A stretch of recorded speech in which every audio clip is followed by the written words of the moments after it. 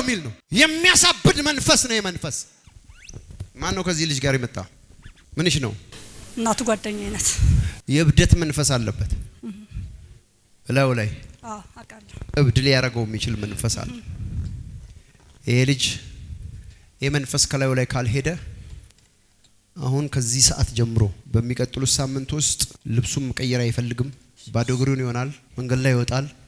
አትይዙትም። በቃ ኢቭን እናንተ ካላችሁበት ቦታ ሁሉ ርቆ ይሄዳል። ምክንያቱም የእብደት መንፈስ ነው ያለበት። ይዞት ሊጠፋ ነው የሚፈልገው።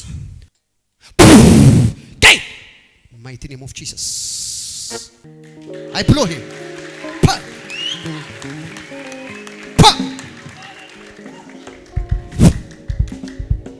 ነፃ ቻው ካዲያባስ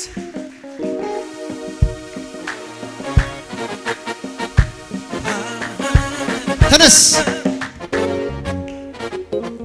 እንኳን ደስ አለ። ማን ነው ስምህ? ጀማል ይባላል። ጀማል ይባላል። ጀማል ከየት ሀገር መጣ? ጀማል ደሴ ላይ በአንተ ላይ 15000 ብር የደገሙ ከላይ ላይ ተመታ። አሁን አላብድም በል። አላብድም። እዚህ ጋር እያየህ ጠላቴ በል። እስቲ ጠላቴ በል። አይንህ እያየ እኔ በሰላም በህይወት እኖራለሁ በህይወት እኖራለሁ በል።